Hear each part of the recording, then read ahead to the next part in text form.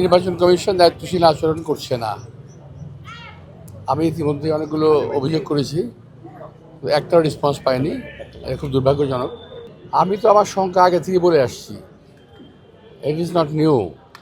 আমি প্রথম থেকে বলে আসছি যে অ্যাডমিনিস্ট্রেটিভ কু হওয়ার চান্স আছে।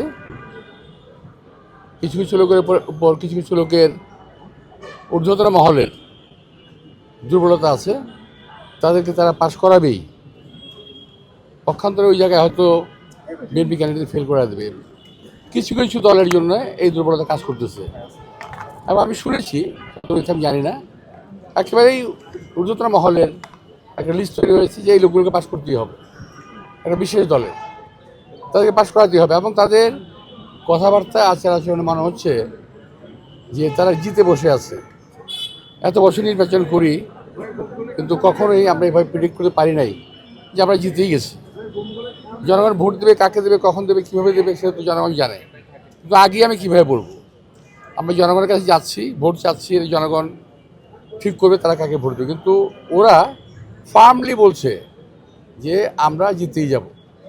আবার অন্যদিকে সরকার একটা বিশেষ মহল বলেছে ওদের তো সংসদে যাওয়া উচিত। একজন বিশেষ ব্যক্তি বলেছে, আমি নাম বলবো না, যে ওদের তো সংসদে যাওয়া উচিত।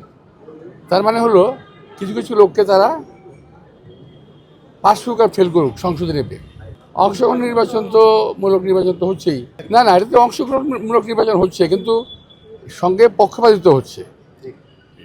ঠিক আছে, আমি পক্ষপাতিত্বের কথা বলছি যে এই পক্ষপাতিত্বটা খুব খারাপ।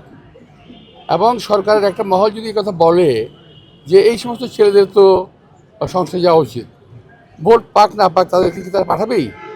একজন প্রার্থীকে ফেল করিয়ে দিয়ে একটা ভুয়া রেজাল্ট নিয়ে তারা সংসদে যাবে? এটা তো হতে পারে না। এই ধরনের প্রশ্ন আমি কখনো মোকাবেলা করি নাই। তুমি যে প্রশ্নটা করেছো, তার মানে হলো যে তুমি বোধহয় শিষ্টাচার বহির্ভূত কিছু মানে আচরণ দেখতে পাচ্ছ মনে হয়। আমার ধারণা তোমরা দেখতে পাচ্ছ এটা। আমি এভাবে কমেন্ট করবো না। আমি ভোটারদেরকে অনুরোধ জানাবো, তারা যেন সকল চক্রান্তের জাল ছিঁড়ে ইলেকশনের দিন যথাযথভাবে তাদের ভোটের অধিকারটা প্রয়োগ করবে, যেটা আমরা আদায় করেছি।